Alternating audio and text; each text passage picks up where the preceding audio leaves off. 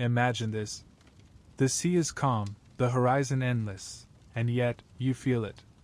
A pulse beneath the waves, a whisper in the water. Something vast. Something ancient. A city of gold and marble, towers rising like suns, bridges glimmering with orichalcum, temples where gods once walked among mortals. Then silence. A trembling in the earth. And in one single night, the sea devours it all. Atlantis. The name itself shimmers like a mirage, half truth, half dream. A memory that may never have been. Yet for more than 2,000 years, humanity has chased its ghosts, from philosophers in marble courtyards, to sailors scanning fog-bound horizons, to modern explorers peering into the black depths of the ocean floor. But was Atlantis ever real? A lost empire swallowed by the sea? Or was it only a parable, a warning about power, pride, and the fragility of civilization? Tonight, we begin a voyage not across maps, but across centuries of imagination.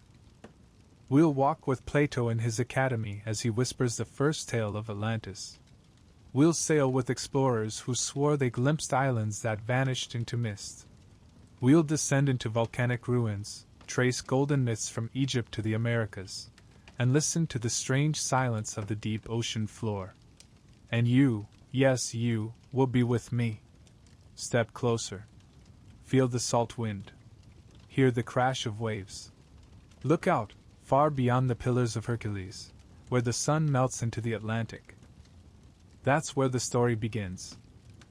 The horizon fades, the sea dissolves into haze, and when it clears again, we are no longer standing on a shore. We are in Athens. Marble columns rise around us. Oil lamps flicker against walls etched with wisdom, and voices murmur in thoughtful cadence. This is not the chaos of a port or the fury of a storm. It is the calm, deliberate rhythm of philosophy. Here, in this place of reason, of geometry and debate, the story of Atlantis is first spoken into being. Imagine the figure of Plato, white-robed, his eyes reflecting both the outer world of Athens and some inner ocean no one else can quite see. His students gather close. The city around them bustles with markets and theaters, but within these walls, another kind of drama is unfolding, one that would outlast empires. Plato leans forward, and in the dialogue we know as the Timaeus, he begins not with myths, but with a conversation about the order of the cosmos, the structure of the soul, the very foundations of reality. And then, almost casually, like a whisper slipped between greater truths, he introduces a tale. A tale told to Solon, the great Athenian lawgiver, when he visited Egypt 2 centuries earlier. Solon, sitting with the priests of Sais, had heard them speak of an island beyond the Pillars of Hercules, beyond the narrow straits we now call Gibraltar. An island vast, powerful, splendid, whose fleets once threatened to enslave all Europe. An island that in one day and one night was swallowed by the sea. Plato's listeners stir. The lamps crackle. The name has not yet been given, but the shape of the legend is already shimmering in their minds. Atlantis. But listen carefully. Plato does not present this as a fable. He insists that the priests call it truth. They mock Solon gently, saying, "You Greeks are but children. You remember only the last few centuries. You have forgotten the floods, the fires, the rise and fall of great nations. But Egypt remembers. Our records are older than your stories. And in them is written the fall of Atlantis." The word strikes like thunder in the quiet air. Atlantis. A land greater than Libya and Asia combined. A people descended, it was said, from Poseidon himself. And yet, lost. The students murmur. Is it history? Is it allegory? Or is it something else entirely? A mirror for the soul of mankind? Plato does not answer. He lets the name drift across the chamber like incense, leaving it to settle in the minds of all who hear it. And so it begins. Now step back for a moment. Think of the weight of this. In all of recorded human history before this moment, there was no Atlantis. No sailors searching for it, no poets singing of it, no maps tracing its vanished shores. With a few strokes of dialogue, Plato births a world. He takes the memory of Solon's conversation with Egyptian priests, perhaps true, perhaps imagined, and sets it into the framework of his philosophy. And from that seed, a forest of myths would grow. But what did Plato mean by it? Here is where the mystery deepens. For in Timaeus, Atlantis is only the prologue, the setting for a moral contrast. Athens, noble and virtuous, faces Atlantis, rich and mighty but corrupt. And in the later dialogue Critias, Plato expands on the tale, describing the island's geography, its wealth, its temples, its divine ancestry. Yet even this account remains unfinished. The dialogue breaks off, mid-sentence, like a story swallowed by silence. Is it accident? Or intention? Did Plato abandon the tale because it was merely a device for his philosophy? Or did he mean for Atlantis itself to remain forever incomplete, like a ruined glimpse through the waves? You and I, standing here centuries later, can only wonder. But let's not forget, Plato was not writing in isolation. His Athens was a city alive with memory. The scars of war against Persia still lingered, and the pride of democracy was still raw with both triumph and fragility. The tale of a mighty empire, swollen with wealth, reaching too far, and then being destroyed, does it not sound like a parable written for Athens itself? Perhaps Atlantis is not just an island lost to the sea, but a mirror held up to humanity. A warning that every empire, no matter how golden, carries within it the seed of collapse. And yet, what makes the story endure is not the moral, but the imagery. The glimmering concentric rings of the city. The canals lined with ships. The temples plated in gold and silver. The thunder of its armies. And finally, the shudder of the earth, the rushing of waves, the vanishing into the sea. That image, the drowning of a civilization, is too powerful to be forgotten. Close your eyes, and you can see it. Standing on the shore, watching towers collapse as waves consume them. The cries of thousands. The roar of the ocean. The silence after. No wonder the legend survived.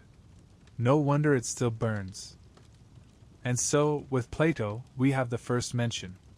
Not in mythic poetry, not in forgotten folk tales, but in the deliberate voice of philosophy. From that moment, Atlantis enters the bloodstream of Western imagination. But already, questions rise like tides.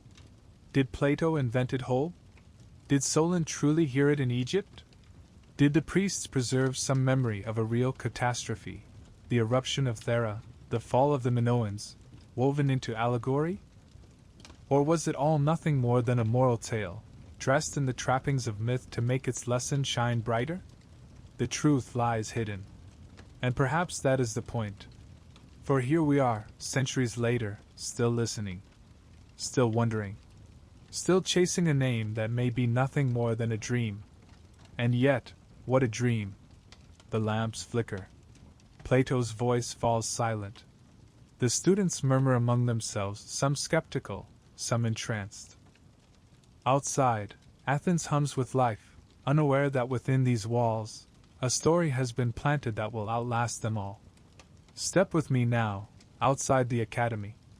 The streets of Athens are bright with torches. The air smells of olive oil and dust. Somewhere, a lyre is playing. And beyond the city walls, the sea gleams faintly under the stars. That sea, the same sea that swallowed Atlantis, or perhaps never did. Do you feel it? The pull? The first mention of Atlantis has been spoken, but its echo will roll forward across centuries, through sailors' journals, through philosophers' debates, through maps that show phantom islands, until it reaches us.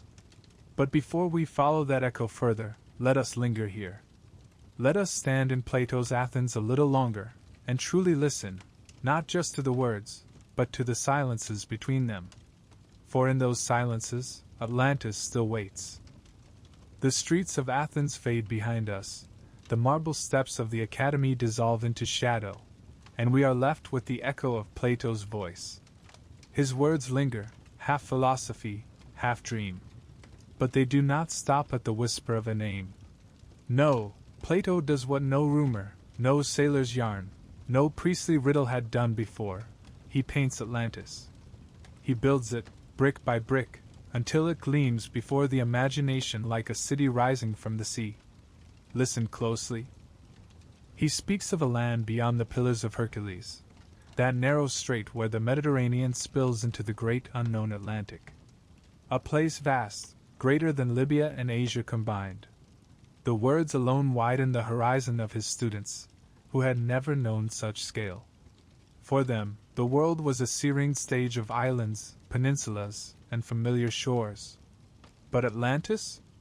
Atlantis was another order of being. A continent that reached into the ocean's heart. And there, upon that land, a mighty kingdom flourished. Its roots were divine, its rulers descended from Poseidon, god of the sea. Imagine the story: Poseidon, mighty trident in hand, claiming a rocky island, wild with springs and forests, and there finding a mortal woman, Cleito. With her, he fathered 10 sons, each to rule a portion of the land, each a king of a new race. From this divine union came the kings of Atlantis, a dynasty that ruled for generations. And their city, the jewel of their empire, rose from the earth like something sculpted by gods rather than men. Picture it, a city built in concentric rings, alternating circles of land and water, carved with canals that gleamed like liquid mirrors. At the center, upon a hill, stood the Acropolis, crowned by a temple to Poseidon himself. Its walls were plated with shining metals, gold, silver, and a strange red alloy known as orichalcum, second only to gold in value, glowing like fire in the sun. The temple was no modest shrine. Within stood a statue of Poseidon, driving 6 winged horses, so immense that his head brushed the roof. Around him, sea nymphs of bronze danced in eternal procession. And beyond this temple stretched palaces, courts, barracks, docks, structures so vast that even Athens in her pride could not imagine such splendor. Can you see it? The harbor filled with ships, their prows carved with lions, rams, and winged spirits. The markets overflowing with goods, ivory, spices, gems from across the earth. The streets alive with people, merchants, priests, soldiers, artisans, all subjects of an empire that spanned lands and islands beyond counting. Plato describes Atlantis as rich beyond measure. Its fields yielded endless harvests, nourished by canals that stretched for miles, channeling rivers from the mountains down to the sea. Its herds grazed in vast plains, its forests supplied timber for fleets, its mines poured forth metals in gleaming abundance. Even elephants roamed its fields, he says, creatures of size and strength that mirrored the might of Atlantis itself. And its society? Ordered, hierarchical, disciplined. 10 kings ruled, each descended from Poseidon, bound together by oath and law. Once every few years, they gathered in council within the great temple, sacrificing bulls to their divine father. They sat upon thrones of orichalcum, and after the sacrifice they dipped their bloodied hands into the sacred basin, swearing to uphold justice and unity. Plato lingers on this ritual of law, this bond of kingship, as if to remind his listeners that Atlantis was not mere chaos of wealth, but an ordered empire, bound by divine command. And yet, notice the tension. For in his telling, Plato gives Atlantis everything: divine lineage, wealth, power, beauty. He builds it to perfection. He lets it gleam like the sun upon the sea. But even as he describes it, a shadow falls across his words. For what is perfect can never last. The kings of Atlantis, generation upon generation, became proud. Their wealth grew. Their armies marched further. Their ships cast shadows across the seas. And in their hearts, Plato says, the divine spark of their ancestor Poseidon began to fade. What remained was mortal, greedy, corrupt, swollen with hubris. And here the stage is set. For what is the purpose of a parable, if not to show the fall of the mighty? But before that fall, let us linger in their golden age a little longer. Imagine walking through the city. The air smells of salt and cedar. You pass through gates plated with bronze, past walls layered in white, red, and black stone, each quarried from the very island itself. The walls gleam, decorated with precious metals, catching the light of the setting sun. Across the bridges that span the concentric canals, you hear the creak of carts, the splash of oars. Children run laughing in courtyards paved with stone, while priests chant in the smoky air of the temple. In the harbor, ships unload goods from distant lands, amber from the north, spices from the east, gold from the south. At night the city glows. Torches line the canals, and their flames ripple upon the water. Music rises from halls where dancers whirl in bronze and silver, their anklets chiming like tiny bells. The temple stands above it all, its statue of Poseidon illuminated by firelight, casting long shadows that seem to swim across the city like waves. What must it have felt like, to be Atlantean? To wake in a palace of marble, to walk streets adorned with gold, to hear every day the roar of the sea against your walls, knowing that your people were the masters of the world? Plato's students must have asked themselves this as he spoke. Some, no doubt, felt awe, others unease. For he tells it in a way that makes the grandeur tremble, even as you marvel at it. And Athens, small, stubborn Athens, with her simple houses and modest temples, how could she stand against such power? This is where Plato's purpose sharpens. For in his dialogue he sets the stage for a clash. Atlantis, mighty and proud, seeks to conquer all. Athens, humble yet virtuous, resists. And though Athens is smaller, though she seems weak, she triumphs. It is a fable, yes, but it is also a dream Athens wished to believe of herself. That virtue, not wealth, wins the day. That even against empires, the small city of philosophers and farmers can stand. Yet, even if Plato meant it as allegory, the image he left is too vivid to dissolve. The city remains, shimmering in the mind. Those rings of land and water. Those gleaming walls. That temple of Poseidon, its statue towering over all. No wonder generations after Plato would hunt for it. No wonder sailors would claim to see islands rising from the waves, only to vanish again in fog. No wonder scholars would pore over maps, aligning coastlines and myths, hoping to find the place where marble still sleeps beneath the sea. For once Plato had spoken, Atlantis was no longer only his. It belonged to the world. But let us not rush too quickly to the fall, to the earthquake, to the wave. Let us pause in this vision he gave. For it is here, in this golden description, that the legend was truly born. Can you feel it? The hum of that city, the glitter of its metals, the thunder of its hooves and ships? Close your eyes, and it is still there. Perhaps it always will be. The glow of torches on bronze fades, but the city does not vanish.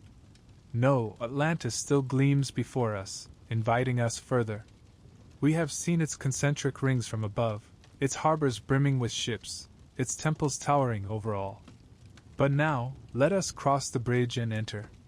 The first sensation is abundance. Not the modest plenty of a fertile farm, not the practical wealth of a well-run port, but an excess that seems almost supernatural. Everything in Atlantis is magnified. Grain fields stretch farther than the eye can follow, fat stalks bending in the wind, gold-tipped by the sun. Herds move across the plains, countless sheep, horses, and yes, even elephants, their tusks gleaming like ivory spears. Rivers do not trickle.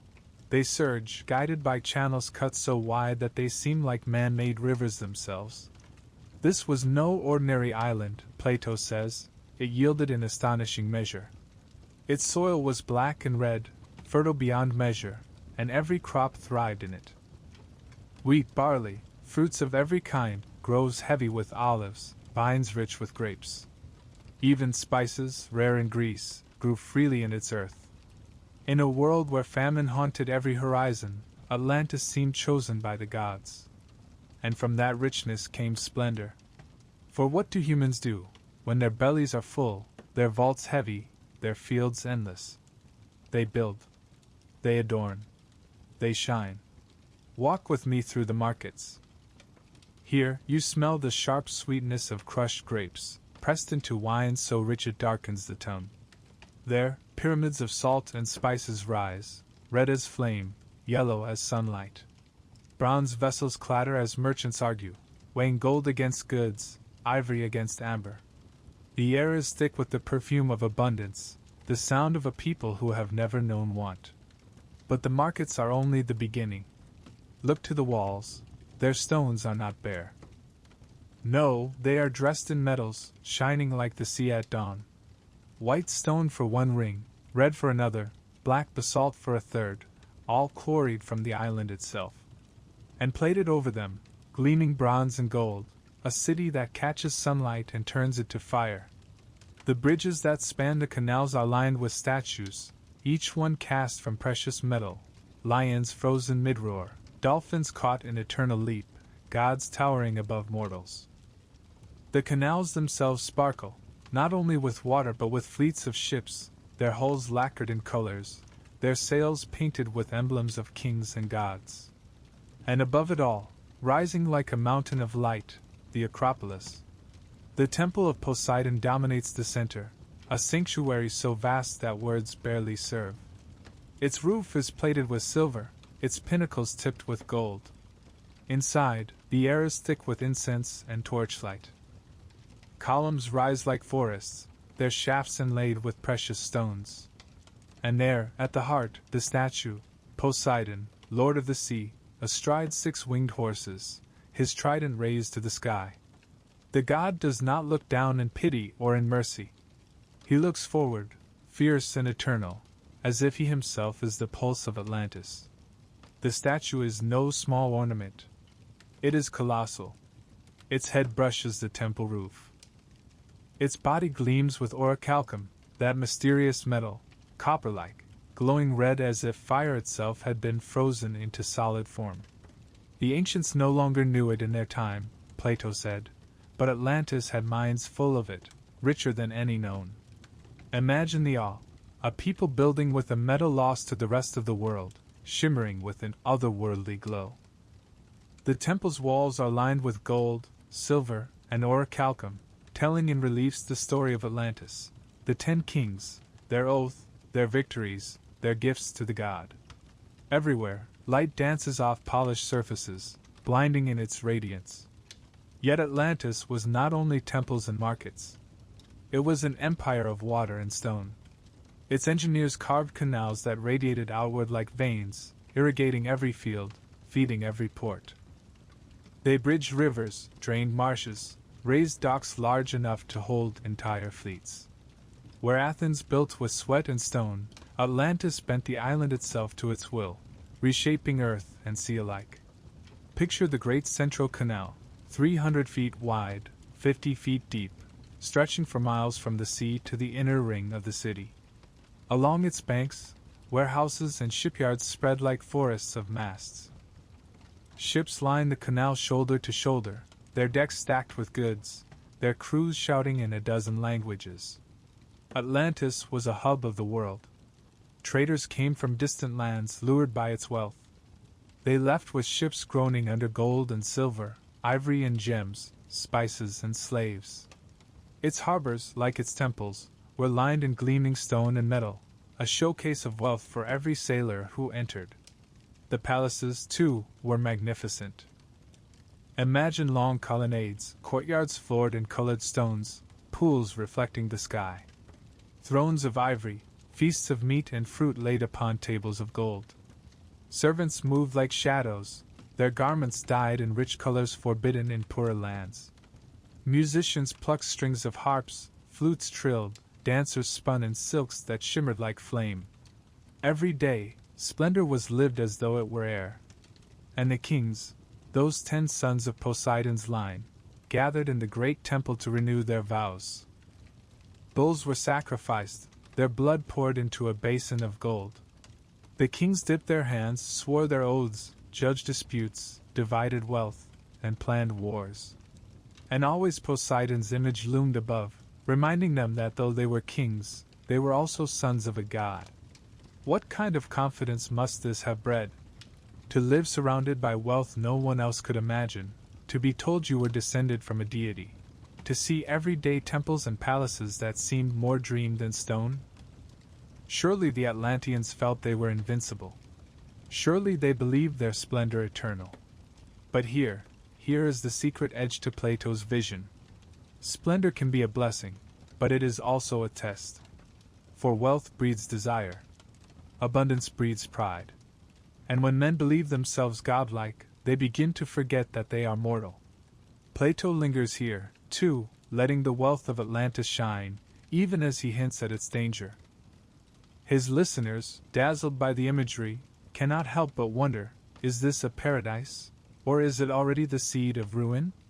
And you, standing now with me on the marble steps of Poseidon's temple, watching the sunset ignite the walls into flame, do you not feel both awe and unease? The beauty is undeniable, the wealth intoxicating.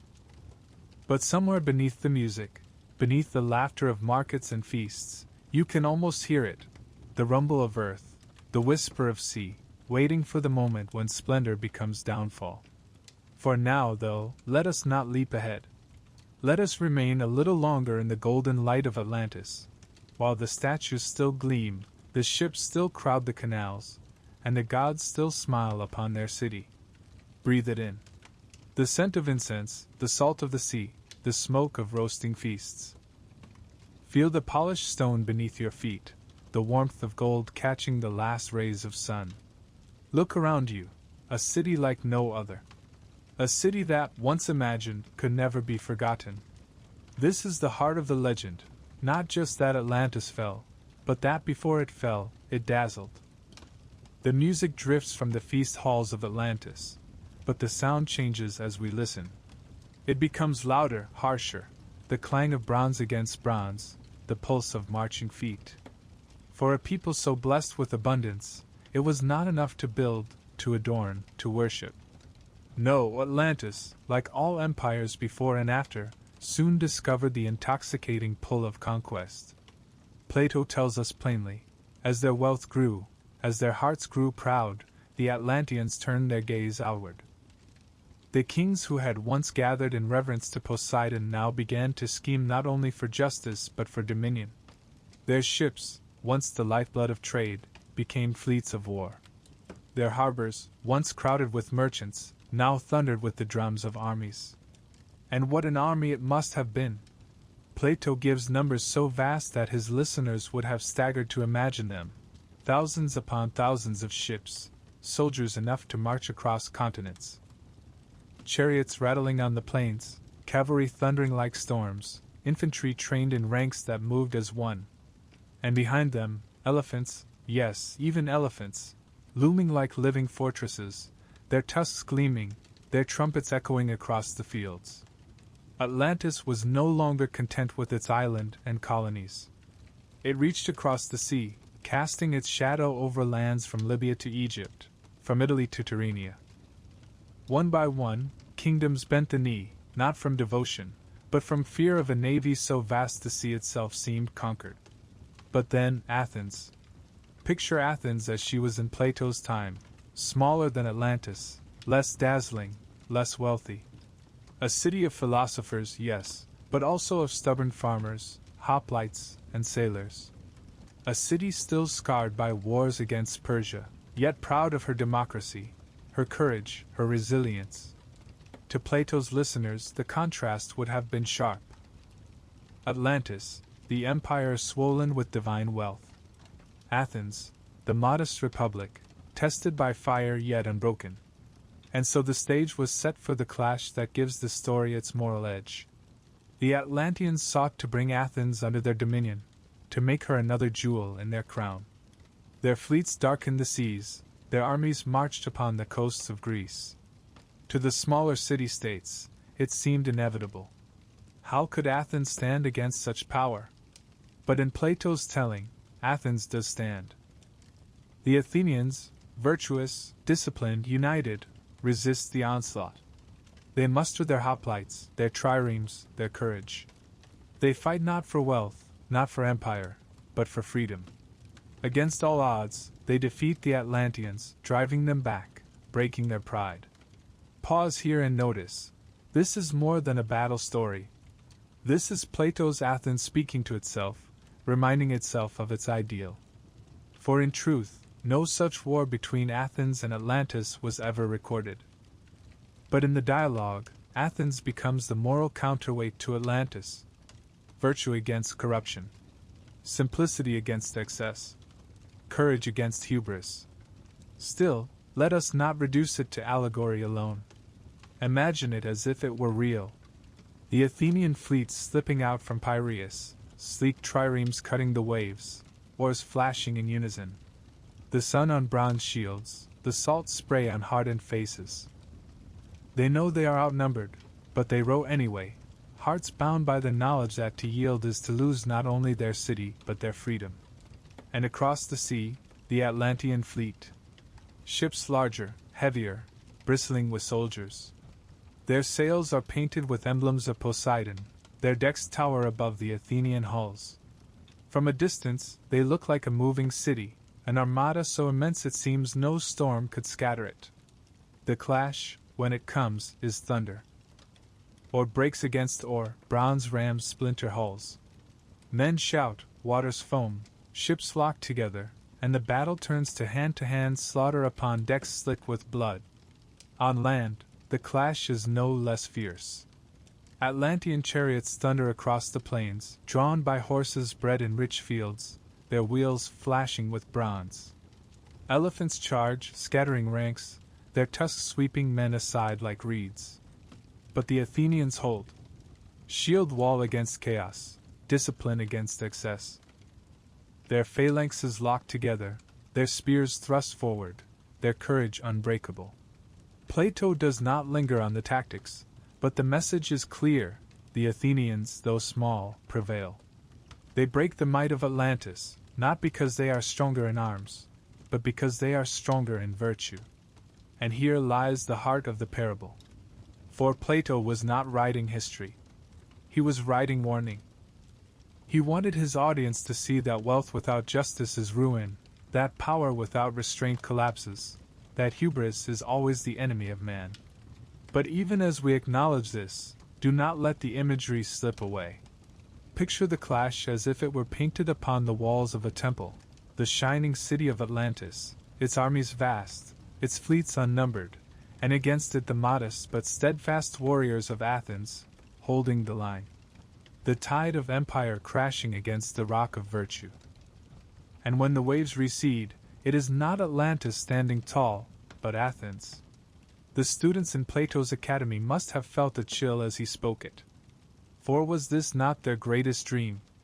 That their little city, scarred by war and racked by politics, was nevertheless the standard of virtue in a world of corruption? That no empire, however vast, could destroy the spirit of Athens? But in this story, something else stirs as well. For even as Athens defeats Atlantis, the fate of Atlantis itself is sealed, not by Athens, but by the gods, by nature, by the sea. Already, as Plato moves from war to ruin, we sense the trembling beneath the earth. Already, the splendor of Atlantis begins to crack. The war is not the end, it is the prelude. The battle smoke has barely lifted. Athens has stood firm, defying the empire that seemed unstoppable. But even as the clash of arms fades, another sound rises, lower, deeper, older. It is not the shout of men nor the clash of bronze, but a growl from beneath the earth itself. The Atlanteans, Plato tells us, had grown corrupt. The divine spark of Poseidon, once bright in their lineage, had dimmed. Pride and greed had taken its place. And the gods, who once blessed them, judged them unworthy. Justice, Plato says, is inescapable, not only in human courts, but in the very order of nature. And so it begins. At first it is subtle. The earth quivers, a tremor that rattles cups in banquet halls, makes oil lamps flicker against golden walls. Children laugh at it, calling it the shaking of Poseidon's horses beneath the sea. But the tremor returns, stronger, splitting stones, toppling jars, sending ripples through the canals. The kings gather in their temple, their hands still red from sacrifice, their eyes lifted to the statue of their father. But even here, beneath pillars plated with gold, the ground groans. Dust sifts from the ceiling. The colossal image of Poseidon seems to tremble, as though straining against its pedestal. Outside, the harbor heaves. Ships strain against their moorings, their masts tilting like reeds in a sudden storm. The waters of the canals slosh violently, spilling over marble quays, flooding markets where merchants shout in panic.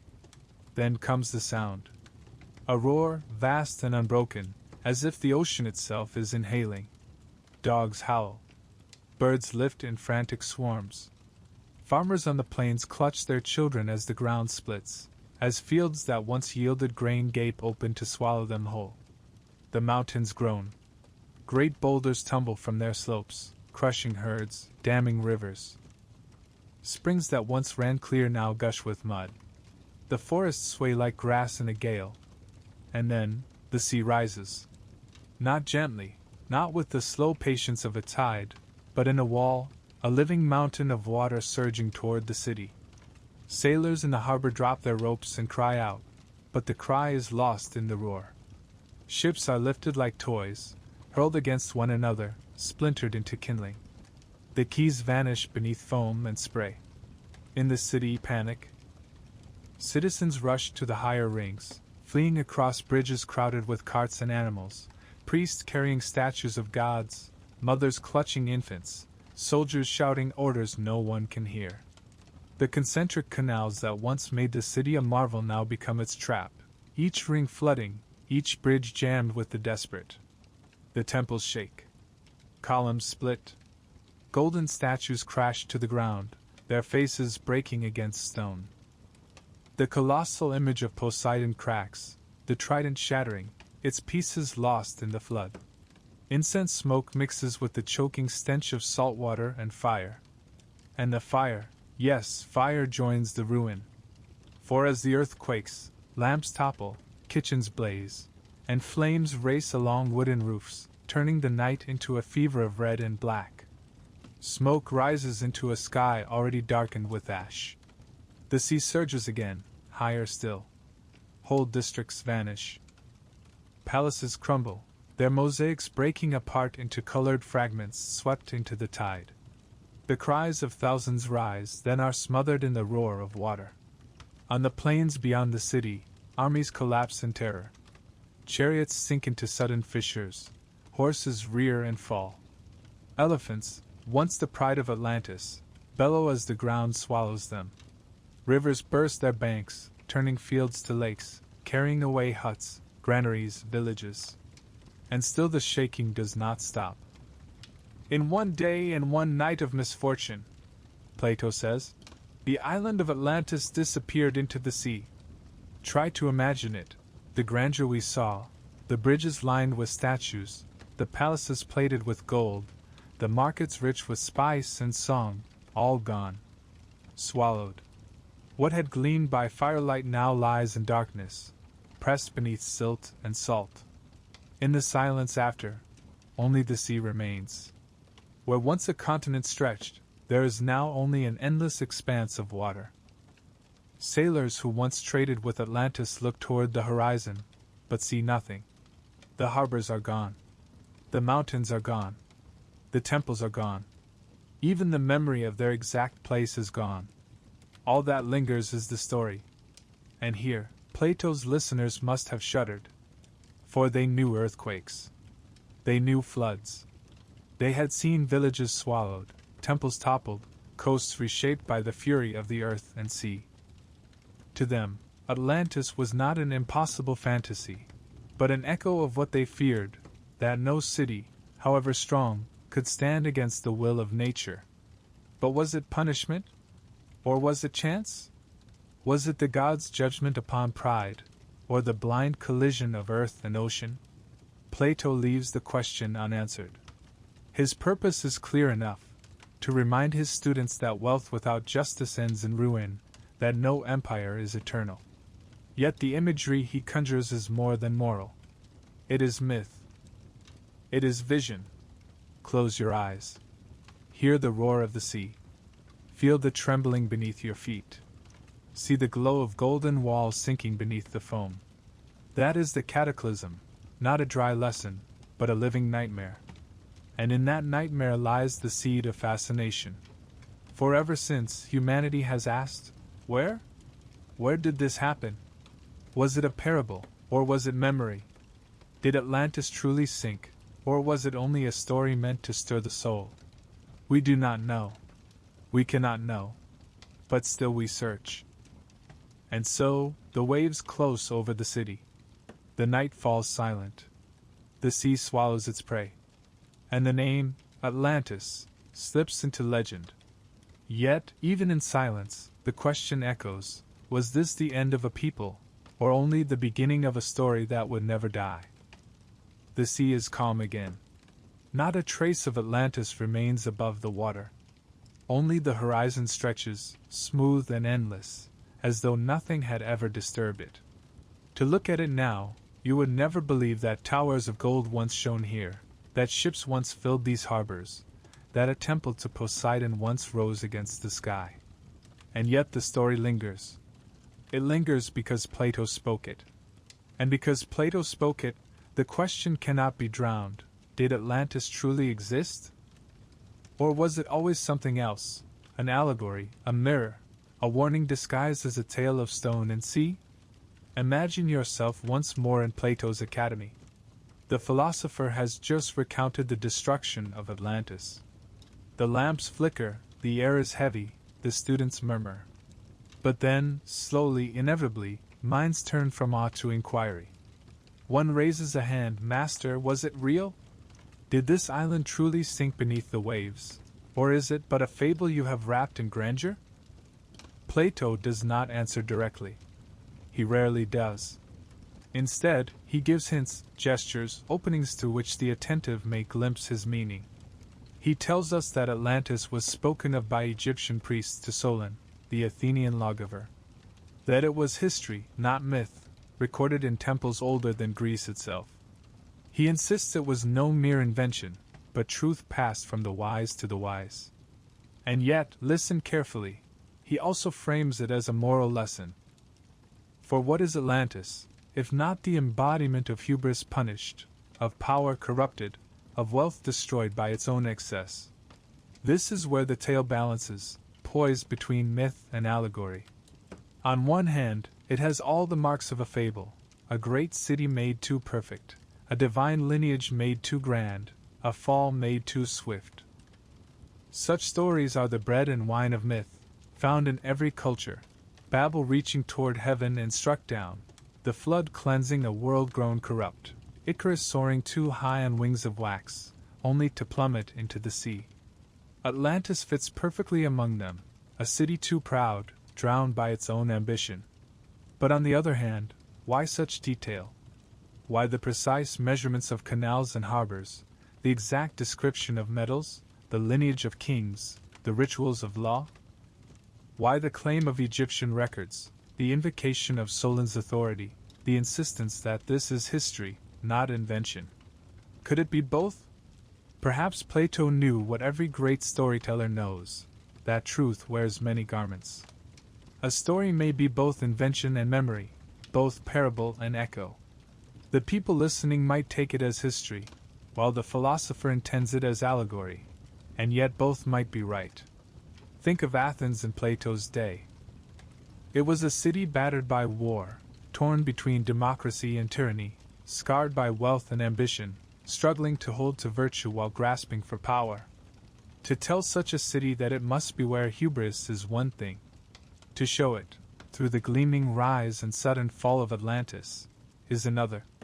Atlantis becomes a mirror, held up to Athens, showing not only what could happen, but what was already happening. And perhaps that is why the story endures. Because it was never just about a lost island, but about us. Wealth, splendor, ambition, pride, these are not relics of a vanished people, but the temptations of every age. And the cataclysm, the sudden collapse, the drowning in chaos, is not confined to a single night long ago. It is the ever-present shadow behind every empire, every civilization that grows too proud, too confident in its own eternity. Plato may have intended his students to see Atlantis not in the sea beyond Gibraltar, but in the streets of Athens, in the councils of their leaders, in the arrogance of their wars. And centuries later, we still see it in ourselves. Yet the mystery deepens. For if it were only allegory, why do we still search? Why do explorers, scholars, mystics, and dreamers continue to scan maps, dredge seas, and probe ruins, hoping to find Atlantis beneath the silt? Perhaps because the tale is told too vividly. A parable can inspire, yes, but Plato gave Atlantis flesh and bone. He gave it geography, politics, rituals, metals, elephants, ships. He gave it such solidity that even if he meant it as allegory, it refuses to remain only allegory. It insists on being real, at least in our imagination. And imagination, once seated, grows wild. Close your eyes and ask yourself, do you see Atlantis as a metaphor or as a memory? Do you see it as a city that never was, or as a city that still lies buried beneath the waves, waiting for the day when the sea will give up its secrets? The silence of the drowned island does not answer. That is why the question has lasted 2,000 years. And perhaps Plato himself knew this would happen. Perhaps he knew that by dressing his moral in such vivid garments, he was creating not only a lesson for his students, but a riddle for the ages. Perhaps he wanted Atlantis to live, not as a fixed truth, but as an eternal question. For questions, after all, are harder to drown than answers. So here we are, standing on the shore of a vanished city, unsure whether we are gazing into history or into philosophy. And maybe that is the true brilliance of the tale, that it does not force us to choose. That it can be both a myth whispered by priests and a mirror held by a philosopher. That it can be both a memory of catastrophe and a parable of corruption. And in that tension it endures. The waves roll on. The horizon glitters. Atlantis is gone, but Atlantis is here, alive in the mind, eternal in the question it asks. The sea has swallowed Atlantis, and the silence after its drowning leaves us with a question. Was it only myth, only allegory, only Plato's mirror held up to human pride? Or could it be something more? Perhaps not exactly as Plato described, with orichalcum temples and elephants grazing in the fields, but something older, more fragile, preserved in memory like a seashell's echo. And so, our gaze turns closer to home, to the Mediterranean itself, to islands that still smolder, to ruins that still whisper of fire and ash, to coastlines that remember the taste of disaster. Here, scholars have long wondered, could Atlantis be not in the vast Atlantic, but here, among the waters the Greeks themselves knew? Imagine sailing the Aegean in the age of Plato. Blue upon blue, islands scattered like stepping stones, each with its own hills, its own goats, its own small harbors. The air smells of pine and salt. The sea is alive with traders' ships, fishermen casting their nets, soldiers ferrying to war. And on the horizon, a broken circle of islands, jagged and half-drowned. This is Thera. Today, we call it Santorini. A place of whitewashed houses and blue domes clinging to cliffs above the sea. But long before it was a postcard, it was a volcano. One of the most powerful the world has ever known. Around 1600 BC, Thera erupted. Not with a quiet plume or a steady stream of lava, but with fury enough to shake the world. The mountain exploded, blasting its center into the sky, leaving behind the great caldera we see today, a sea-filled wound ringed by cliffs. Ash rained down over the Aegean, darkening skies for days. Tsunamis surged outward, slamming into Crete and other islands. Crops failed. Cities burned. And an entire civilization trembled. That civilization was the Minoans. Long before Athens rose, long before Plato walked, the Minoans flourished on Crete. They built palaces of extraordinary beauty, Knossos with its painted frescoes of dolphins and dancers, Phaistos with its storerooms and courtyards. They traded across the sea, their ships swift and elegant, their artisans skilled. For centuries, they were the heart of Aegean power. But then, the eruption. The seas turned violent. Ash poisoned the land. The trade routes faltered. And soon, the palaces fell silent. By the time the Mycenaeans rose in Greece, the Minoans had all but vanished. Could this be the seed of Atlantis? Think of it. A great island power, rich, seafaring, dominant in its time. Struck down suddenly, catastrophically, by fire and flood. Its memory, carried by stories, warped by centuries, retold and reshaped, until by Plato's time it had become Atlantis, a place no one could find, yet everyone could imagine. The parallels are striking. The concentric rings of Plato's city could echo the very shape of Thera's caldera, a city encircling a harbor swallowed by the sea. The sudden destruction in one day and one night recalls the violence of a volcanic eruption and the tsunamis that followed. The wealth and fleets of Atlantis mirrored the Minoans' command of the Aegean. And Egypt? Remember that Plato said the story came from priests in Sais, told to Solon. Egypt traded with the Minoans. Egyptian scribes may well have recorded tales of their sudden decline, tales passed down, distorted, reinterpreted, until they reached Plato's ears. Yet it is not a perfect match. The Minoans were not swallowed whole. Crete still rises from the sea. Knossos still stands in ruins. The eruption was devastating, yes, but not an utter obliteration. Still, myth thrives in exaggeration. A disaster remembered becomes, in time, a disaster magnified. An island wounded becomes an island lost. A civilization shaken becomes a civilization erased. And perhaps this is how Atlantis was born, not as an invention, but as a memory. Consider how myths are made. A fisherman tells his grandson of the great wave that took the harbor. The grandson repeats it to his son, adding that the whole city was swallowed. The son passes it on, now saying it was not just a city, but an empire. Generations fold into generations, the story grows, until it is no longer history but legend. By the time it reaches Plato, it is Atlantis, shining and drowned. And yet, the Mediterranean holds more candidates still. Some point to Crete itself, not Thera, as Atlantis. The Minoans' power, their fleets, their palaces, their sudden decline, all fit the pattern. Others suggest Cyprus, with its copper wealth and ancient cities. Still others look to Malta, with its megalithic temples older than Egypt's pyramids, temples that might have inspired Plato's vision of sacred rings and colossal shrines. The sea is full of ruins. Off the coast of Turkey, stone harbors lie beneath the waves. In Greece itself, whole towns are sunk, their streets visible to divers. Earthquakes, floods, volcanoes, these were not rare. They were the rhythm of life in this trembling land. To a Greek philosopher, it was no great leap to imagine that somewhere, sometime, an entire island might have vanished. So when Plato told his students that Atlantis lay beyond the Pillars of Hercules, did he mean literally beyond Gibraltar, in the vast Atlantic? Or was he speaking in allegory, pointing outward, away from Greece, to a place both real and symbolic? Could beyond mean simply far from our world, far from memory, rather than a precise geography? The Mediterranean hypothesis invites us to think not in absolutes, but in echoes. Atlantis may never have existed as Plato described it.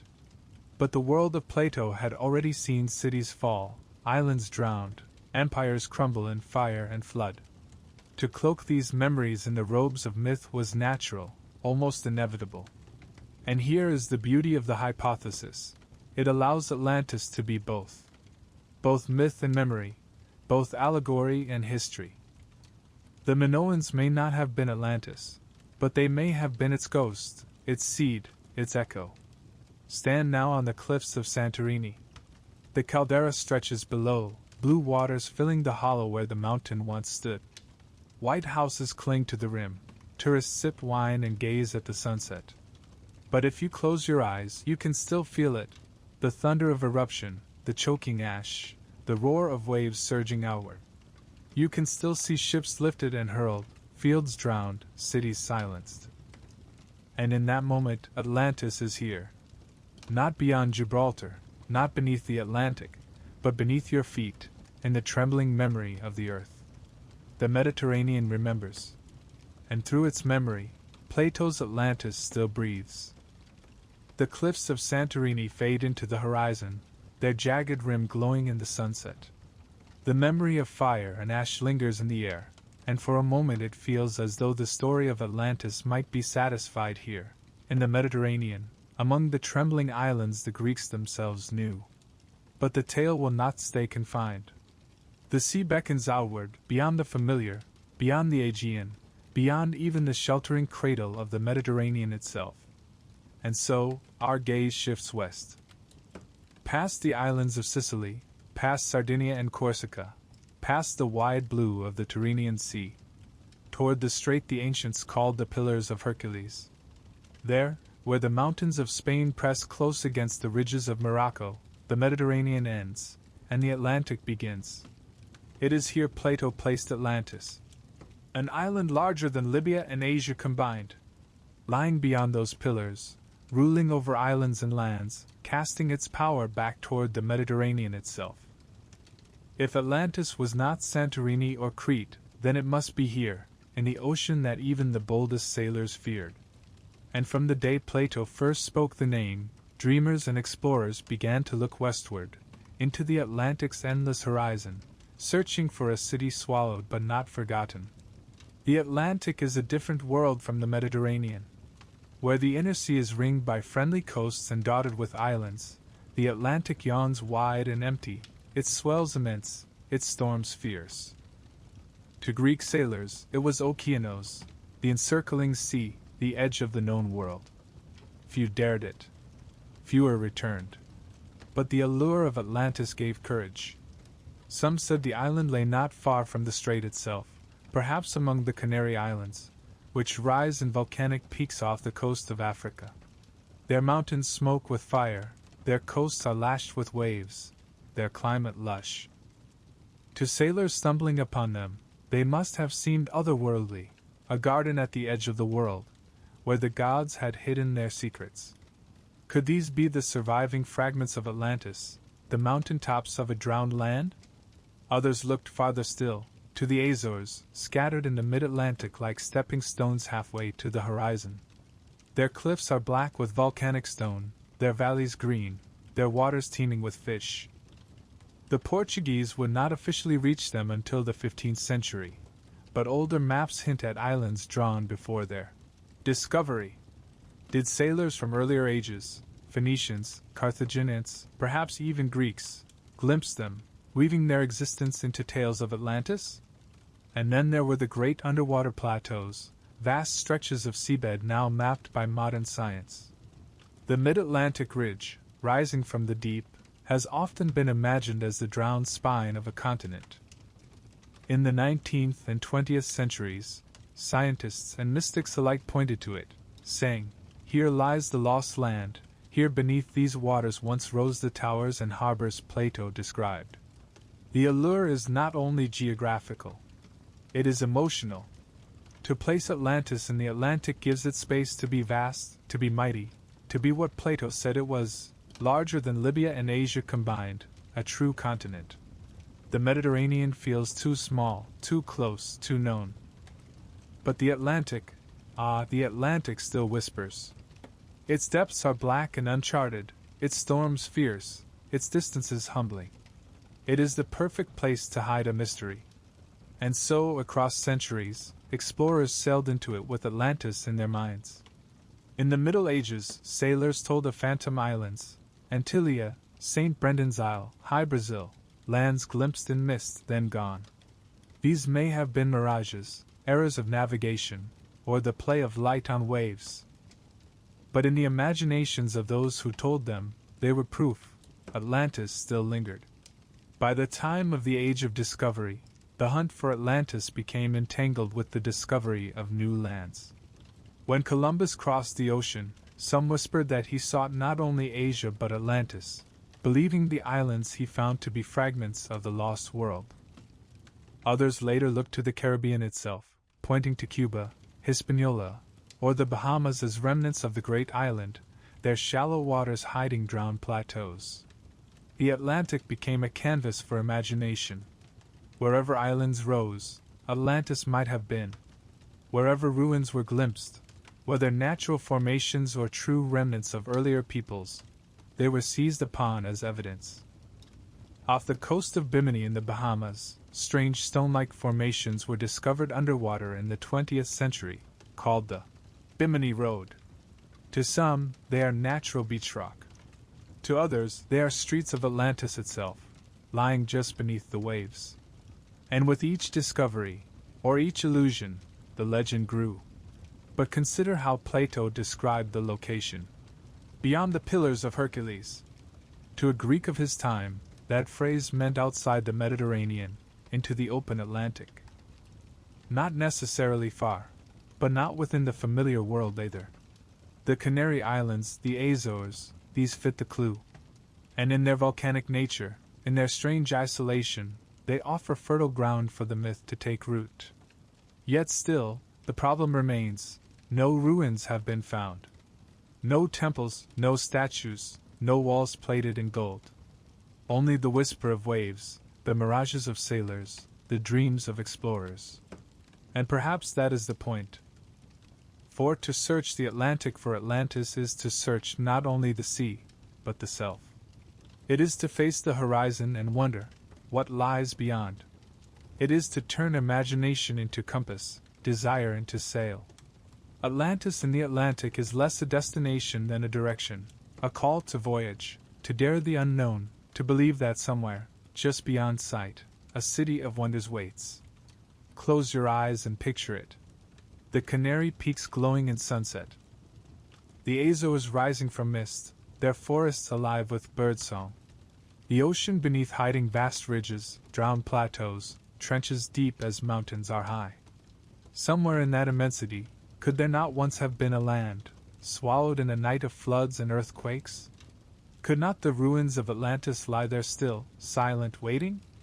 No proof. No certainty. Only possibility, and the irresistible pull of the unknown. And so, the Atlantic theories endure. Not because they are proven, but because they are vast enough to hold the dream. The horizon stretches westward, farther than any sailor of Plato's day could imagine. Beyond the Canary Islands, beyond the Azores, beyond the endless heave of the Atlantic swells, there lies a world Plato never knew. And yet, in the centuries after his dialogues, as ships dared the open ocean and reached new shores, a strange thing happened. The echoes of Atlantis seemed to surface again, not in Greece, not in Africa, not in Europe, but across the seas, in the Americas. Could it be, some wondered, that Atlantis had not sunk at all? That it had been the bridge between worlds, its memory preserved in the myths of peoples far from Plato's Athens? Or could the Americas themselves, vast, rich, mysterious to European eyes, be Atlantis reborn? Picture the first Spanish explorers stepping ashore in the Caribbean. The air is heavy with the scent of unknown flowers, the forest thick with birdsong. Gold glitters in rivers, temples rise from the jungle, cities spread wider than any in Europe. To those who came seeking wealth and glory, it must have seemed as though they had stumbled into a dream. And many whispered, had they found Atlantis at last? The idea was not far-fetched to them. Columbus himself believed the islands he discovered might be linked to Plato's lost world. When he reached Hispaniola, when he saw Cuba, when he gazed upon the great rivers of South America, he wrote in his journals that he had come upon lands described in ancient stories, lands once connected to Europe by Atlantis. And why not? The parallels were tempting.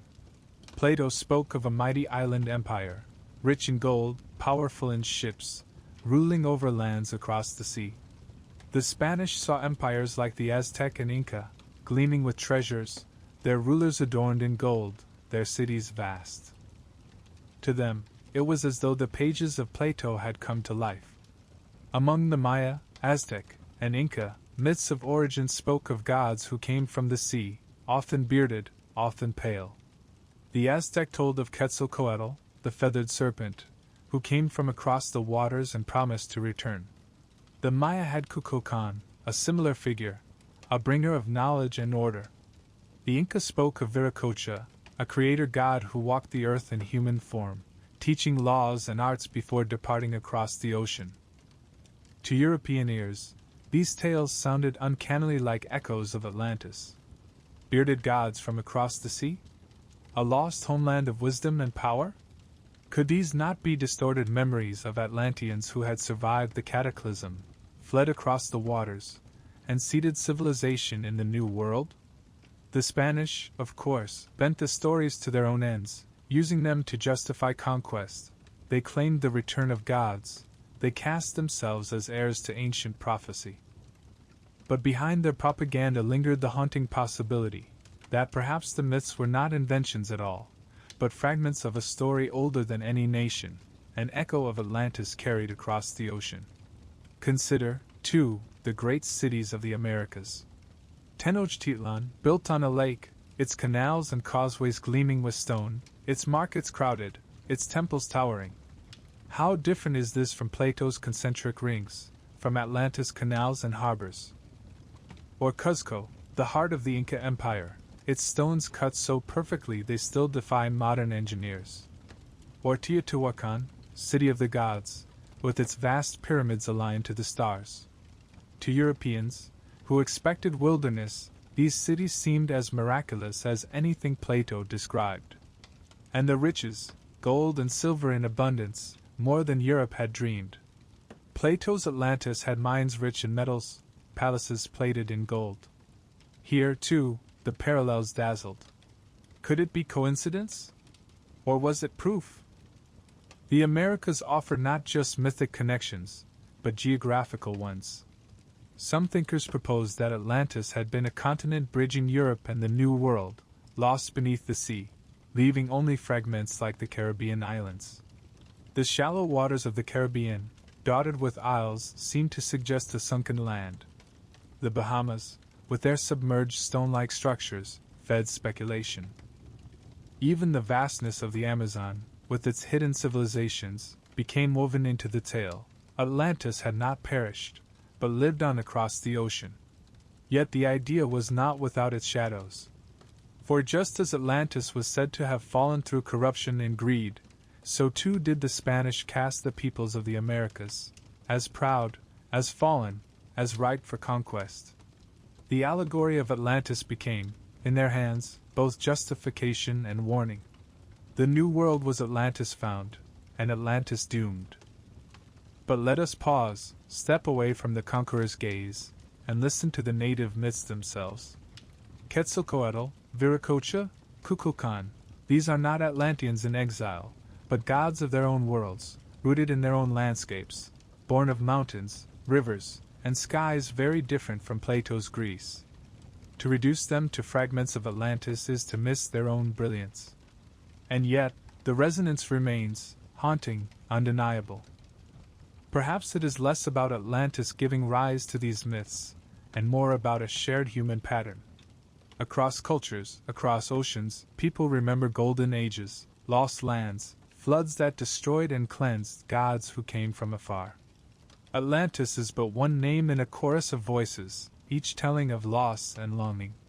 Still, the Americas hold their place in the dream of Atlantis. For centuries after their discovery, writers and mystics wove them into the legend. Francis Bacon, in his utopian tale The New Atlantis, imagined a perfect society across the seas. Others pointed to the Maya calendar, the Inca roads, the Aztec temples, insisting these were Atlantean legacies. Even in the 20th century, theories flourished, linking the ruins of Central and South America to a lost world that had seeded civilization on both sides of the Atlantic. Today, archaeologists dismiss the idea of Atlanteans crossing oceans to build pyramids. The peoples of the Americas built their own civilizations, rich and powerful, without needing echoes from Plato. And yet, the allure remains. Because when you stand among the ruins of Machu Picchu, high in the Andes, clouds drifting around stone terraces, when you walk through the vast plazas of Tikal, where jungle birds cry among temples reaching skyward, when you imagine Tenochtitlan, its causeways gleaming in the sun, its markets alive with tens of thousands, can you not feel it? That shimmer of recognition, that whisper of Plato's drowned city? Not proof. Never proof. But resonance. Echo. Possibility. Atlantis in the Americas may never have been fact. But as dream, as metaphor, as mirror, it thrives. And so, the legend sails westward still. Beyond Gibraltar, beyond the Azores, beyond even the Caribbean, it moves into lands of gold and jungle, of gods and empires, binding Plato's tale to the myths of another world. The ocean is no barrier in myth. It is a bridge. The great ocean lies behind us now, the vast Atlantic where explorers chased phantoms of a drowned world, where myths of the Americas braided themselves with Plato's tale. And yet, if we wish to return to the beginning, to the source of the story itself, we must turn not west but south and east. Past the Greek Isles, past Crete and Cyprus, across the shimmering sea to the banks of the Nile. For it was in Egypt, ancient, enduring, older by far than Athens, that the tale of Atlantis was first said to be spoken. Picture the Nile at flood. The river swells and spills over its banks, leaving behind black silt that glitters with fertility. On either side temples rise, their columns carved with hieroglyphs, their walls painted with gods in radiant color. The air is hot, dry, humming with cicadas. And within the cool shadows of stone halls, priests tend to their rituals, chanting words already old when Greece was young. It is here, Plato tells us, that Solon, the Athenian lawgiver, came many generations before. Solon was no ordinary man. A poet, a statesman, a reformer, his name carried weight across the Greek world. Seeking wisdom, he traveled to Egypt, to the city of Sais in the Nile Delta. There, in the Temple of Neith, he spoke with priests who guarded histories stretching back millennia. And it was there, Plato claims, that the priests told Solon a story of a mighty power that once existed beyond the Pillars of Hercules. A power that grew vast and corrupt, and that was destroyed in a single day and night by earthquakes and floods. A story of Atlantis. The Greeks, said the priests, were like children, young, forgetful, their records fragile, easily lost to fire and flood. But Egypt was ancient. Egypt remembered. Its temples were libraries of stone. Its priests carried tales not for centuries, but for thousands of years. And among those tales was this: 9,000 years before Solon's time, Atlantis had warred with Athens. Atlantis had fallen. And only Egypt remembered the truth. 9,000 years. To Plato's audience, that number must have been staggering. It pushed the story into a time beyond memory, beyond myth, into a realm almost unfathomable. It gave the tale weight, antiquity, the authority of a civilization revered even by the Greeks. If Egypt said it was so, who could doubt? But what did the priests truly tell Solon? Was it a memory of real catastrophe, an echo of floods or wars long past? Was it allegory, recited for moral teaching? Or was it something lost in translation, a story bent and reshaped as it passed from Egyptian lips to Greek ears? The Egyptians themselves had flood myths, tales of divine punishment and rebirth. They had stories of golden ages, of gods walking among men, of kingdoms rising and falling with the rhythm of the Nile. It is easy to see how a tale of a lost land might slip among them, carried forward through ritual and chant until it reached Solon. And Egypt was a land of records. Scrolls upon scrolls lay in temple archives. Genealogies, rituals, astronomical observations, all inscribed in hieroglyphs.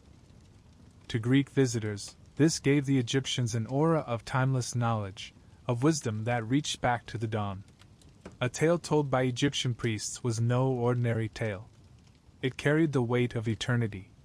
Plato, in writing, leaned heavily on this. He knew his audience revered Egypt. By rooting Atlantis in Egyptian testimony, he gave it legitimacy. Not a Greek invention, but an Egyptian memory. Not a fable, but a history preserved by the oldest of civilizations. And yet, the problem lingers. Where are the Egyptian records of Atlantis? No papyrus, no carving, no inscription has ever been found telling of a land beyond the Pillars of Hercules, of a war with Athens, of an island drowned in a night. Egypt remembers many things, but Atlantis is not among its surviving voices. So was Plato embellishing? Did Solon misunderstand? Or were the priests speaking in allegory, and Plato taking it as, or presenting it as, history? It is possible the number was mistranslated. 9,000 years may have been 900. A slip of interpretation between Egyptian numerals and Greek words. That would place the tale closer to the time of the Minoans, closer to the eruption of Thera, closer to events that could be remembered dimly as catastrophe. And yet, Plato chose 9,000. He chose vast antiquity. He chose to root the story not in living memory, but in mythic time. A time when gods still touched the earth, when empires spanned seas, when the world was larger, grander, more mysterious. Close your eyes and imagine Solon, seated in the temple of Neith, the air thick with incense, the stone cool beneath his hand. An old priest leans close, his voice low, steady, carrying the weight of centuries. He speaks of a city across the sea, a city of gold and might, a city destroyed in a night. He tells it not as invention, but as truth. And Solon listens, wide-eyed, carrying the tale back to Greece, where generations later, Plato gives it voice. Whether the priest spoke history or allegory, whether Solon misunderstood or embellished, whether Plato transformed it further, what matters is that Egypt gave the tale its root. Egypt, ancient and eternal, whispered the first breath of Atlantis into Greek ears. And that whisper still echoes. For in every search for Atlantis, Egypt lingers at the edge. In its temples, in its records, in its myths of flood and rebirth. The Nile carries silt that remembers older worlds. The pyramids rise as if to remind us of lost civilizations, mighty and enduring. And the story told in Sais remains the cornerstone, that there was once an island empire, mighty and proud, destroyed by the sea, and that only Egypt remembered. So whether Atlantis was real or allegory, whether it sank or never existed at all, its roots in Egypt give it permanence. Egypt is the bridge between memory and myth, between record and imagination. Without Egypt, Atlantis might be only a fable. With Egypt, it becomes a legend. And so we leave the Nile, its waters gleaming in the sun, its temples whispering of time older than time. But the question remains, following us like a shadow, what is the source of such myths? Atlantis is not alone. Other lost lands, other golden ages, other paradises appear in the stories of every people. Perhaps, to understand Atlantis, we must widen the lens and look not for one drowned city, but for the very source of human longing for a world that was perfect, and is lost. The Nile slips behind us now, carrying with it the priestly whispers of Atlantis, that strange tale told to Solon in the cool shadow temple of Sais. We have walked with Plato, we have sailed the Atlantic, we have stood among jungled ruins and volcanic cliffs. And still, Atlantis hovers like a mirage, too vivid to dismiss, too elusive to grasp. So perhaps the time has come to ask not only where Atlantis was, but why Atlantis exists at all. Why do we tell stories of lost worlds, golden ages, vanished paradises? Why do such myths bloom everywhere, across cultures that never touched, across centuries that never met? Atlantis may be the most famous of these, but it is not alone. It is one bright star in a vast constellation of myths humanity has always carried, myths of places too perfect to last, too fragile to survive. Think of the Greeks themselves. Before Atlantis, they spoke of the Golden Age. A time when men lived close to the gods, when the earth yielded fruit without labor, when sickness and toil were unknown. It was not destroyed by flood or fire, but by decline, by humanity's fall into greed and violence, until the Golden Age slipped into the silver, then the bronze, then the iron. Hesiod tells us we live still in the Iron Age, struggling beneath the weight of our own corruption, dreaming always of that lost perfection. Is this not the same longing Plato wove into Atlantis? A mighty people, close to the divine, falling through pride, destroyed by their own excess? Or consider the tale of El Dorado. Not in Greece, but in South America, whispered among jungled rivers and misted mountains. To the conquistadors, it was a city of gold, its streets paved in treasure, its kings dusted in golden powder. To the native peoples, it was less a city than a ritual, a kingdom blessed by abundance, where offerings to the gods gleamed with sunlight. But to those who searched for it, it became Atlantis reborn, a place of impossible wealth, just out of reach, always waiting in the next valley, the next river, the next horizon. And then there are the floods. Every culture seems to have them. The Mesopotamians told of Utnapishtim, warned by the gods to build a boat before the world was drowned. The Hebrews told of Noah, sealed into his ark while waters swallowed the earth.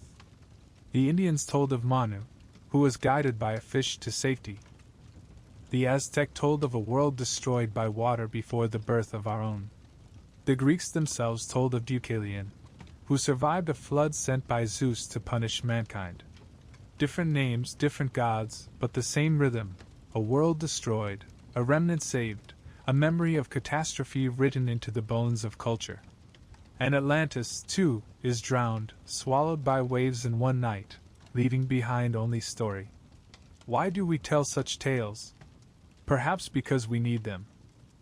We need to remember that the world is fragile, that even the mightiest cities can fall in a moment. Earthquakes, eruptions, floods, these are not rare.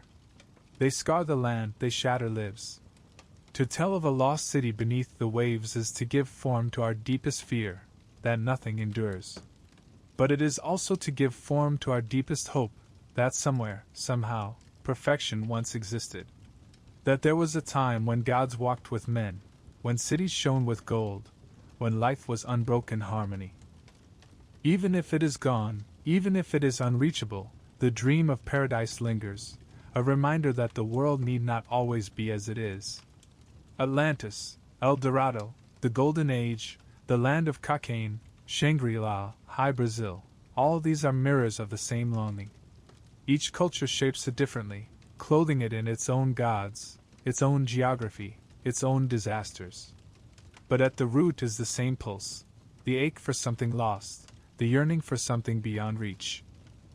And perhaps this is why Atlantis refuses to die. Not because we believe it was real, but because we need it to be. Because Atlantis is not only an island in Plato's tale. It is a symbol, a pattern, a wound and a dream carried by humanity itself.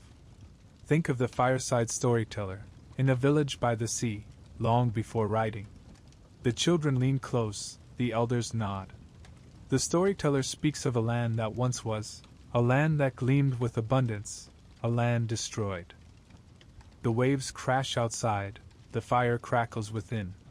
The story warns, do not grow proud, do not forget the gods, do not think your walls eternal. And the story comforts, once there was perfection, and perhaps one day it may be again. Atlantis is that story. Told by Plato, yes. But told before him, told after him, told in countless forms wherever humans have looked at the sea and wondered what lies beneath. And so, when we ask, was Atlantis real? We may be asking the wrong question. Atlantis is real because all cultures have their Atlantis. It is real in the same way the Golden Age is real, in the same way the flood is real, in the same way El Dorado is real, not as geography, but as need. Close your eyes. Hear the stories blend, the shining city beneath the waves, the golden kingdom in the jungle, the age when men lived with gods, the flood that swept the world clean. They are not separate. They are one great chorus, one vast memory of paradise lost. Atlantis is simply the name Plato gave it, the garment he tailored from older cloth. And perhaps this is why the search never ends. Because we are not only searching for ruins, for temples, for walls beneath the sea. We are searching for the source of the myth itself. For the part of us that remembers dimly a world that was better. The waves roll on. The myths blend and shift, but the longing remains. Atlantis is not alone. Atlantis is part of a pattern, a reflection of humanity itself. And as long as we tell stories, Atlantis, and all the lost worlds with it, will endure. The myths have swirled around us, Atlantis as memory, as allegory, as echo of the Golden Age, as twin to El Dorado and the Flood. We have listened to priests in Egypt, to sailors in the Atlantic, to whispers in jungled temples of the Americas. Each time, the story shifts, draped in new clothing, set in new lands. And yet, the mystery refuses to rest. Atlantis is never pinned down. It slips away, always one horizon further. So let us follow it further still. Beyond the tropics, beyond the familiar warmth of the Mediterranean and the Atlantic, beyond the jungles of South America. Let us go where almost no one thought to look, where wind howls across endless ice, where mountains are buried beneath glaciers miles thick, where night and day stretch for months at a time. Let us go to the bottom of the world. Antarctica. It may sound absurd at first. What could Atlantis, a city of temples and canals, have to do with the frozen wastes of the South Pole? But in the 20th century, a curious theory took root. What if Antarctica was once not frozen, but green? What if beneath its ice lies the true Atlantis? The idea begins with geology. We know that continents drift. We know that the land now covered in ice was once elsewhere, in warmer latitudes.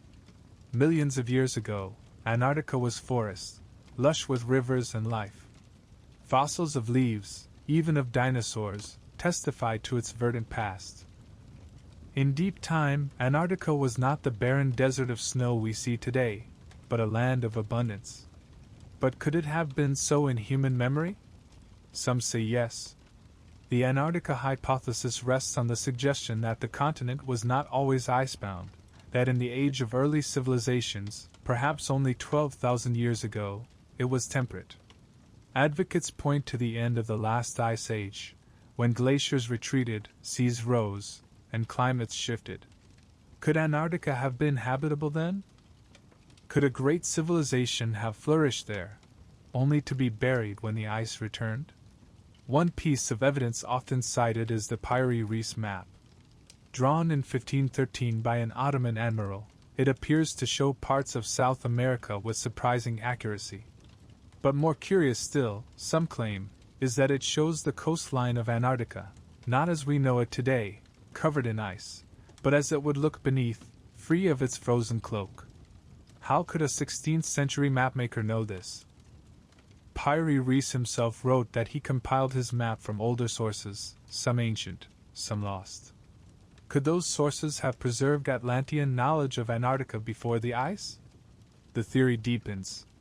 In the 1950s, when seismic surveys revealed the true shape of Antarctica's subglacial coasts, enthusiasts proclaimed that the Piri-Reis map had been vindicated, that ancient seafarers had known of the continent long before modern science.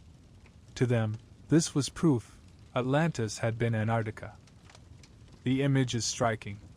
Imagine not a frozen desert, but a vast green land at the bottom of the world, ringed by seas, its mountains capped with only thin snow, rivers cutting through fertile valleys, cities rising against the backdrop of glaciers. An empire isolated, powerful, unique, until a sudden cataclysm of ice and flood buried it all. It fits, they argue, with Plato's tale, the sudden destruction. In one day and one night, the disappearance beneath the sea. For when the ice age ended, seas rose by hundreds of feet. Coastal lands everywhere drowned. If Atlantis had been Antarctica, a shift of poles, a climate catastrophe, could have entombed it beneath ice as suddenly as any earthquake or flood. But geology is stubborn. The scientific consensus holds that Antarctica has been locked in ice for millions of years, far longer than humans have existed, far too long for Plato's tale of 9,000 years ago. The lush Antarctica of fossil forests is a world lost to deep time, not to human memory. The Piri-Reis map, skeptics say, is misunderstood. Its Antarctica is more likely a distorted South America, the errors of medieval cartography mistaken for ancient knowledge. And yet, the allure persists. Because the idea of Atlantis buried beneath the ice feels right. It captures the imagination. It explains the absence of ruins, hidden beneath glaciers 2 miles thick. It preserves the grandeur, an entire continent, not a mere island. And it satisfies the hunger for mystery, for the thought that beneath the coldest, most remote place on Earth, a lost world waits. Close your eyes. The wind howls, scouring the white expanse. The ice stretches to the horizon, glittering in sun that never sets. Beneath, mountains lie buried, valleys drowned, rivers frozen in time. And somewhere, perhaps, beneath miles of ice, the temples of Atlantis still stand, locked in silence, their golden walls untouched by human eyes for 12,000 years. This is the Antarctica hypothesis. Atlantis not drowned, but frozen. Atlantis not lost to the sea, but entombed in the heart of the world's coldest continent. Skeptics dismiss it. Geologists shake their heads. Yet dreamers return to it, again and again. Because if Atlantis could be anywhere, why not the last, most hidden place of all? Why not beneath the very ice where no one can search, where the mystery can endure untouched? And so, even at the bottom of the world, the legend lingers. Atlantis slips into ice as easily as it slipped into sea, always just beyond reach, always shimmering in the imagination. The wind howls across Antarctica's ice. A continent sleeps beneath it, silent, buried in time, perhaps forever hidden. We walk away from its frozen mysteries, leaving the Piri-Reis map and the dreams of green valleys entombed beneath the white. And yet, as we step back into the sea of story, we cannot help but feel the question sharpen. If Atlantis was not Santorini, nor the Azores, nor the Americas, nor Antarctica, then where? Or what? Perhaps the answer lies not in where at all. Perhaps Atlantis was never of this earth in the way we imagine. Perhaps it came from elsewhere, born not of ordinary soil, but of gods, of demigods, of something beyond human ken. And so we turn, slowly, to the strangest current of all. The idea that Atlantis was not merely a lost civilization, but an otherworldly one. Plato himself, curiously, opens the door. Remember what he said of Atlantis rulers, that they were descended from Poseidon, god of the sea, and a mortal woman named Cleito. 10 kings born of divine seed, their bloodline a mingling of god and man. For Plato, this was not unusual. Greek myths are full of gods fathering heroes. But for those who came after, it raised tantalizing questions. What if these gods were not merely divine metaphors, but something else? Something real, something powerful, something that gave Atlantis its brilliance? Some have imagined the Atlanteans as demigods, beings of immense ability, whose wisdom and technology surpassed that of ordinary men. Others go further still, suggesting they were not divine in the mythic sense, but alien, visitors from the stars, crash-landed or exiled, who built their shining city as a beacon of their superior knowledge. Listen to how the stories align. Plato speaks of metals unknown, orichalcum shining brighter than bronze, palaces plated in gold, temples vast and gleaming. He speaks of fleets unrivaled, canals cut with precision, laws carved into stone with an elegance beyond compare. To some, these sound less like the works of a Bronze Age people, and more like the remnants of a technology out of place, out of time. The idea is not new. In every culture there are whispers that knowledge came from outside. The Sumerians spoke of the Anunnaki, beings who descended from the heavens, teaching mankind the arts of writing, agriculture, and kingship. The Dogon people of West Africa tell of star beings who taught them of Sirius, a star system invisible to the naked eye. In Mesoamerica, gods like Quetzalcoatl and Viracocha arrive from across the sea, bringing knowledge, law, and order, only to vanish again. What if Atlantis is simply another version of this tale, the memory of a time when humanity was touched by something beyond itself? Consider, too, the ruins of the world. Megalithic stones fitted with impossible precision. Pyramids aligned with the stars. Temples whose very construction seems to defy the tools of their age. Mainstream archaeology offers answers: genius, labor, centuries of craft. And yet the questions linger. How did they know the stars so well, align so perfectly, lift so massively? Theories abound, and in their shadows Atlantis slips easily into the role of explanation. Atlanteans, it is said, were masters of energies we have forgotten, crystals that stored power, machines that harnessed the Earth's magnetic field, ships that sailed not by wind but by force unknown. In the 19th and 20th centuries, mystics like Helena Blavatsky and Edgar Cayce spoke of Atlantis as a civilization of extraordinary science, whose downfall came when they abused their power, unleashing forces they could not control.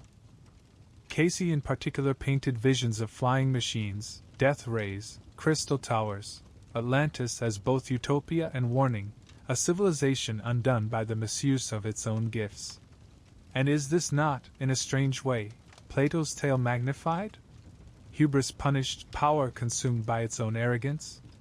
Only now, the hubris is technological, the arrogance cosmic. Skeptics, of course, dismiss it. They point out that no evidence of alien technology lies in the ruins of Crete, or Egypt, or the Americas. That myths of gods descending are metaphors, not memories. That Atlantis itself is allegory, not history. And yet the idea persists. Because it answers the ache. It answers the mystery of why civilizations across the world tell of gods who came, who gave, who left. It answers why Plato's Atlantis feels too grand, too detailed, too strange to be simply invention. It answers why we long to believe that once, long ago, humanity touched greatness, and lost it. Imagine standing on the cliffs of Plato's Atlantis, looking out over concentric canals filled with ships. Towers gleam, metals shine, the temple of Poseidon glows in the sun. But imagine also machines humming, crystals pulsing with light, knowledge beyond our reach flowing through their hands. Imagine Atlanteans as not simply men, but something more, something touched by the divine or the extraterrestrial. Then imagine their fall, sudden, violent, inevitable. Knowledge lost, the sea swallowing not just stone, but science. And here we are, centuries later, dreaming of what was lost, wondering if it might return. Perhaps this is why the idea of otherworldly origins holds power. Because it reframes Atlantis not as a relic of the past, but as a prophecy of the future. If they had such power once, might we not find it again? If they fell through hubris, might we not also fall? And so Atlantis becomes not only a lost civilization, but a warning across time. Whether gods or aliens, whether myth or memory, its story tells us, greatness without wisdom is ruin. Power without humility is destruction. The wind of Antarctica howls in our ears still, the frozen silence of a land that may hide ruins.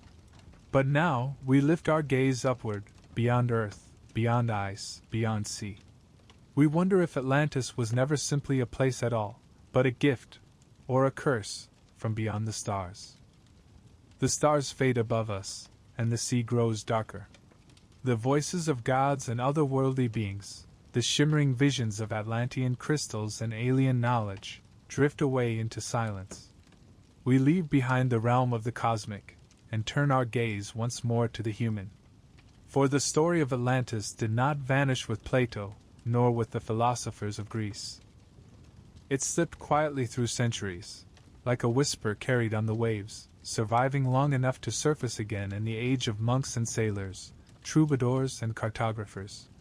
This was the Middle Ages, a time when Europe's imagination stretched both inward, into faith, visions, and allegory, and outward across restless seas. A time when maps were decorated with dragons and sea serpents, when cloisters echoed with tales of vanished lands, when sailors returning from voyages swore they had seen islands that dissolved into mist. And in these echoes, Atlantis lived on. Picture a medieval scriptorium. The air smells of parchment and ink. Monks sit hunched over desks, quills scratching as they copy texts from centuries before. Among the works of Aristotle and Augustine, tucked in the margins of philosophical treatises, Plato's words are preserved. Timaeus and Critias survive, their mention of Atlantis quietly waiting, like a seed, for new soil. Few in those centuries read Plato directly, yet his whispers lingered, ready to bloom again when curiosity returned to the ancient texts. But while the philosophers guarded the embers of the tale, the sailors carried it into the open. Medieval seafaring was filled with rumors of phantom islands. Some said they were glimpses of paradise, others the work of sorcery, still others the remnants of lands swallowed by God's wrath. High Brazil, said to lie off the coast of Ireland, was one such isle, round, green, shrouded in mist, visible only once every 7 years. Antillia, the Isle of the Seven Cities, was said to have been founded by bishops fleeing the Muslim conquest of Iberia, carrying their flocks westward to a hidden land across the sea. St. Brendan's Isle was another, named for the Irish monk who, in his Navigatio, sailed the Atlantic in search of the promised land of the saints, said to lie far beyond the horizon. Each of these, in its way, carried the resonance of Atlantis, a land distant, shining, almost within reach, yet always slipping into mist. And then there were the maps. Open a medieval mappamundi, and you will not see the world as we know it, no accurate continents, no precise coasts. Instead, you will see Jerusalem at the center, paradise somewhere in the east, oceans circling the land like the chaos before creation. But scattered around the edges, the cartographers sometimes drew islands. Strange, solitary, often accompanied by notes. Terra non dum explorata, land not yet explored. Some maps placed Antillia in the Atlantic, others High Brazil, others phantom shapes that may have been mirages or myths. For medieval sailors, the ocean was not empty. It was alive with possibility, with memory, with danger. And into that space, the ghost of Atlantis slipped easily. In the monasteries, the echoes took a different form. Atlantis was often folded into Christian allegory. A lost land destroyed by pride and sin? To medieval theologians, this was no strange tale, but a parable already familiar. They compared it to Sodom, to the Tower of Babel, to Noah's flood. The story of Atlantis, when it appeared at all, was a moral lesson, the wages of arrogance, the justice of God. But in the taverns by firelight, the stories grew stranger still. Sailors swore they had seen islands that appeared at dusk and vanished by dawn. Fishermen spoke of cities glimpsed beneath the waves, bells tolling faintly in the deep. On stormy nights, voices were said to carry across the sea the lost souls of drowned lands calling for release. These were not Plato's polished dialogues, but the folklore of the coast, wild, raw, half-believed. Yet here, too, Atlantis lived on, transformed into local tale. Imagine standing on a wind-beaten shore in Ireland. The sea is grey, the air sharp. A fisherman points out to the horizon, swearing that on certain mornings, when the mist clears, you can see High Brazil gleaming like emerald. That's Atlantis, he mutters. Or picture sailors in a Portuguese tavern, mugs of wine in hand, telling of Antillia, an island of churches and bells, lit at night by fires no man can explain. The name, Atlantis, may not always be spoken, but the rhythm is the same, the yearning for a lost land just out of reach. And then, in time, the Renaissance dawned. Greek texts were rediscovered, translated, printed. Plato's dialogues came back into the light. And with them, Atlantis returned not only as rumor, but as written word. Scholars debated its meaning, cartographers tried to place it on maps, explorers whispered of it as they planned voyages. But this resurgence was only possible because the Middle Ages had kept the ember alive. Through phantom islands, allegories, and fireside tales, Atlantis had never died. Perhaps this is the true medieval echo, not the clear voice of Plato, but the murmur of many voices, blending myth and faith and sailors' yarns. Atlantis, in this age, was not a single story, but a chorus. A lost land in the service of Christian morals. A phantom isle glimpsed by sailors. A mysterious name in the margins of ancient manuscripts. Always distant, always veiled, always calling. And there is a certain poetry in this. For the Middle Ages themselves were, to later generations, a kind of lost world, an age seen through mist, shrouded in mystery, half real, half imagined. It is fitting that Atlantis, too, found its voice in this time, as both warning and wonder, both allegory and phantom shore. Close your eyes. Hear the tolling of a bell beneath the waves, faint and mournful. See an island shimmer on the horizon, only to vanish as clouds shift. Picture a monk by candlelight, copying the words of Plato in the quiet of a scriptorium, not knowing that centuries later those words would set explorers chasing horizons. This is Atlantis in the Middle Ages, an echo, a shimmer, a dream that would not die. The bells beneath the waves grow quiet. The phantom islands dissolve into mist. The monk's candle burns low, his quill stilled.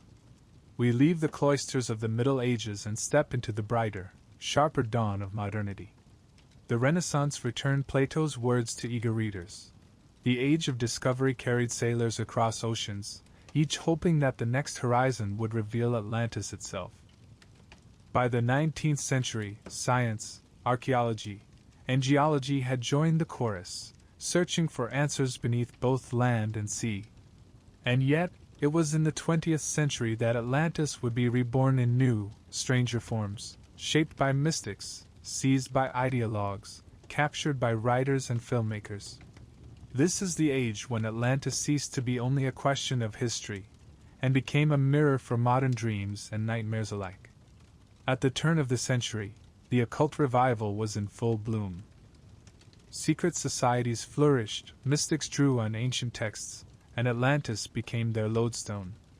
Helena Blavatsky, founder of the Theosophical Society, wove Atlantis into her vast cosmology. To her, it was not merely a lost city but a stage in humanity's spiritual evolution. The Atlanteans, she taught, were one of the great brute races, endowed with immense psychic powers but undone by their misuse. Their fall was both history and moral lesson, a warning etched into myth. Her words inspired many. Writers and thinkers across Europe and America seized on Atlantis as a symbol of lost wisdom, a golden thread linking modern humanity to ancient, transcendent knowledge. The story became not simply a tale of destruction, but a promise that buried beneath myth lay secrets waiting to be reclaimed. Soon others took up the theme. Edgar Cayce, the sleeping prophet of America, spoke in trance of Atlantis in hundreds of readings. He described crystal-powered technologies, flying ships, energy harnessed from the earth itself. He warned that remnants of Atlantis lay beneath the seas near Bimini, waiting to be discovered in the 20th century. Thousands believed him. Expeditions launched. Even today, the Bimini Road, a strange underwater rock formation in the Bahamas, is cited by some as proof of Cayce's vision. To seekers and dreamers, Atlantis became a beacon of spiritual renewal, a lost key to powers both scientific and divine. But in darker corners, the myth twisted into something else. For the Nazis, too, Atlantis held power. To them, it was not allegory, but racial myth. Some within the regime claimed that Atlantis had been the homeland of a pure Aryan race, a master people destroyed in antiquity but whose blood survived. Heinrich Himmler's SS sponsored expeditions to Tibet and beyond, searching for traces of this imagined heritage. In their hands, Atlantis became not a warning against hubris, but a justification for conquest, genocide, and empire. It is chilling to see how pliable the legend can be. For Plato, Atlantis was a moral parable. For Blavatsky, a step in spiritual evolution. For Casey, a vision of lost technology. For the Nazis, a cradle of racial supremacy. Each bent it to their own ends, each claimed its authority, each revealed more about themselves than about the lost city. Atlantis, always elusive, became a mirror, reflecting the dreams and terrors of the 20th century back at those who gazed into it. Yet outside ideology and mysticism, Atlantis also flourished in the imagination of writers and artists. Jules Verne, in the 19th century, had already planted the seed, with Captain Nemo guiding readers through the ruins of a sunken city in 20,000 leagues under the seas. In the 20th century, this vision exploded. Novelists spun entire worlds of Atlantean survivors, of secret knowledge passed down, of wars between lost continents. And then came cinema. In black and white, then in technicolor, Atlantis flickered across screens, sometimes a utopia, sometimes a place of terror, always alluring. Disney's Atlantis, the Lost Empire, later reimagined it for children, blending myth with steampunk adventure. Each telling expanded the legend, reshaping it for new audiences, ensuring its survival and modern mythmaking. Comics and pulp magazines, too, seized Atlantis. From Marvel's Namor the Submariner to Aquaman, Atlantis became a stage for superhero drama, a kingdom both alien and familiar, shimmering beneath the waves. In these stories, Atlantis was never dead. It lived still, its people hidden, its powers intact. The fall was only prelude to a secret endurance. And so, through fiction, Atlantis became not a ruin, but a world in itself, an entire stage for imagination. But perhaps the most powerful image of Atlantis in the 20th century was not mystical, nor ideological, nor even fictional. It was scientific. For as the 20th century advanced, new technologies allowed us to peer into the deep. Sonar mapped the ocean floor, revealing ridges, trenches, plateaus. The age-old question, could a continent be hiding beneath the waves? Was given new tools. Some discoveries, like the mid-Atlantic ridge, seemed to tempt belief. Was this the drowned spine of Atlantis? Expeditions were launched, books published, headlines proclaimed. Each time, the science grew more cautious, the myth more insistent. Jacques Cousteau dove into the depths, his cameras capturing the silent world beneath.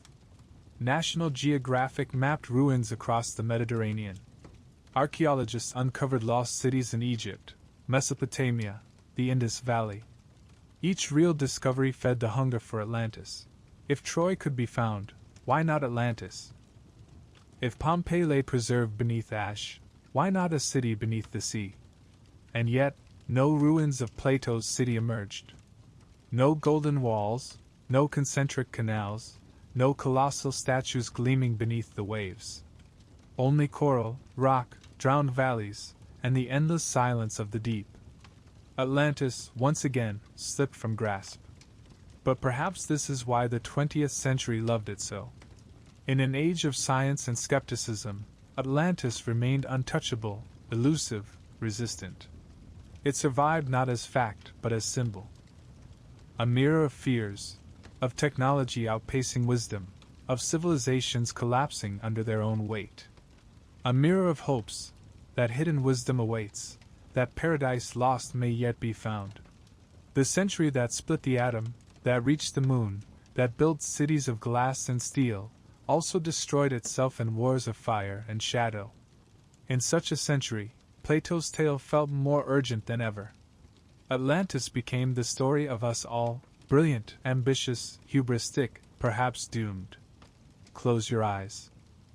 Hear the hum of Casey's Atlantean crystals, the chants of Blavatsky's mystics, the thunder of Nazi propaganda, the laughter of children watching Disney's shimmering city. Hear the sonar pings in Cousteau's depths, the headlines promising discovery, the silence of the sea refusing them. This is Atlantis in the 20th century, not one voice, but many, not one vision, but 1,000. A legend reshaped, reborn, and carried forward into our own age. The 20th century leaves its mark upon us, its mystics, its dreamers, its propagandists, its scientists, each reshaping Atlantis in their own image. The legend has endured fire and war, cinema and sonar, ideology and imagination. And now, as the waves of centuries wash upon the present, the story is still not finished. It has never been finished. For Atlantis, more than any city, lives in the tension between presence and absence, between fact and dream, between longing and doubt. This is the enduring mystery. Imagine standing at the edge of the sea today. Perhaps it is dawn, and the horizon glimmers with light. Perhaps it is twilight, the waves gold and red in the last glow. You stand where countless others have stood, sailors, philosophers, mystics, scientists, all gazing outward, wondering what lies beyond. And as the waves crash, one question rises above the rest: was Atlantis real? If you ask historians, many will tell you no. They will remind you that Plato was a philosopher, not a geographer. That his dialogues were not histories, but moral tales. That Atlantis was an allegory for hubris, for corruption, for the decline of states that overreach. They will point to the absence of ruins, the silence of the seabed, the lack of records beyond Plato himself. Atlantis, they say, was never a place. It was a parable. And yet, why does it endure? If it were only allegory, would it not fade into the dust of other parables? We do not search for Aesop's fox, nor for the city of Babel as literal bricks and mortar. But Atlantis, unlike them, will not rest. It calls to us still, urging us to search, to dig, to dive. Something about it demands more than metaphor. Perhaps it endures because it is perfectly poised. Plato gave us enough detail to make it vivid: a city of canals, a temple to Poseidon, a navy of 1,000 ships. He placed it in time and space, beyond the Pillars of Hercules, 9,000 years before Solon. He gave it grandeur, beauty, catastrophe. And yet he left it incomplete, his Critias dialogue breaking off mid-sentence, the story unfinished, tantalizing. Enough to inspire, never enough to satisfy. And so, the centuries have filled the gaps. Each age has made Atlantis its own. To the Greeks, it was allegory. To the Egyptians, a memory of flood. To the conquistadors, the Americas. To the mystics, a cradle of wisdom. To the Nazis, a racial homeland. To the filmmakers, a stage for adventure. To the scientists, a riddle beneath the sea. Atlantis is not one story, but 1,000 stories, bound together by the same word. This, perhaps, is its greatest secret. Atlantis endures because it is not fixed. It is not one city, but many. It is a mirror in which we see ourselves, our fears, our hopes, our warnings, our desires. Consider how Atlantis speaks to us now, in the 21st century. We live in an age of rising seas, of warming climates, of fears that our own cities may one day be swallowed as Plato's was. Photographs of Miami streets underwater, of islands vanishing in the Pacific, of glaciers collapsing, these are modern echoes of the Atlantean flood. And so the myth returns, no longer ancient, but immediate: we are Atlantis. Our hubris, our excess, our blindness may drown us as surely as any earthquake or wave. At the same time, Atlantis lives in our science fiction, in our longing for discovery. The ocean is still largely unmapped, its trenches deeper than Everest is tall, its ridges uncharted. Who knows what might lie beneath? Submersibles glide into the abyss, cameras streaming images of creatures glowing in the dark, landscapes alien and vast. If life so strange can exist there, why not ruins? Why not a city sleeping beneath miles of water, waiting? The mystery of the deep sustains the mystery of Atlantis. And beyond the sea, Atlantis has taken to the stars. Writers speak of lost colonies on distant planets, of civilizations destroyed by pride, of survivors seeking refuge on Earth. Atlantis has become archetype, no longer tied to marble or orichalcum, but to the pattern of rise and fall, of glory and ruin. Every science fiction tale of a fallen world is, in some way, Atlantean. So the myth expands, endlessly adaptable, endlessly alive. But let us pause. Let us walk one last time into Plato's shadow, into the words where it all began. There is something profound in the fact that Critias breaks off mid-sentence. We never hear the end of the tale. We never know what Plato truly intended. It is as if he, too, left Atlantis suspended between presence and absence, between word and silence. Perhaps this is the true genius of the myth, not what is told, but what is left untold. For what is Atlantis, if not a dream half remembered? A shimmer on the horizon that vanishes when approached? A bell tolling faintly beneath the waves, never seen, always heard? Its absence is its essence. If Atlantis were ever found, if divers rose tomorrow with photographs of golden walls and concentric canals, the mystery would end. And with it, much of the magic. Atlantis is strongest not when proved, but when possible. Close your eyes now. Hear the sea. It is endless, restless, eternal. Imagine, just for a moment, that beneath its waves lies a city. Marble gleams in the darkness.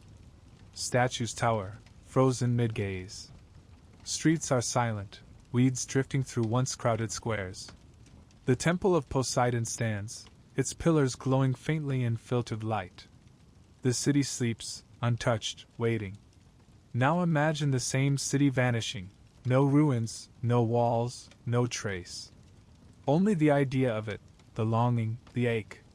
Which is stronger? The ruins or the longing? Perhaps the longing is the city itself. Perhaps Atlantis was never stone at all, but the hunger for stone, the hunger for perfection, the hunger for what was lost. And so we return to the shore. The waves break. The horizon shimmers. Atlantis is out there, or nowhere. Both real and unreal. Both history and dream. That is its power. That is why it endures. We have walked through the halls of Plato's Academy, sailed with conquistadors, traced maps of phantom islands, wandered jungled ruins, stared into Antarctic ice, drifted through cosmic visions, listened to sailors' yarns, and watched films flicker with submerged kingdoms. And still, Atlantis remains just beyond reach, like a mirage at sea. This is the enduring mystery. Not a city, but a mirror. Not a ruin, but a dream. Not a place, but a question, asked across centuries, never answered, never silenced. And so, as the night settles, as the waves whisper against the shore, let us leave Atlantis where it belongs, not in the certainty of maps, not in the silence of ruins, but in the shimmering space between memory and imagination. For it is there, in that fragile, eternal place, that Atlantis lives. And perhaps that is enough.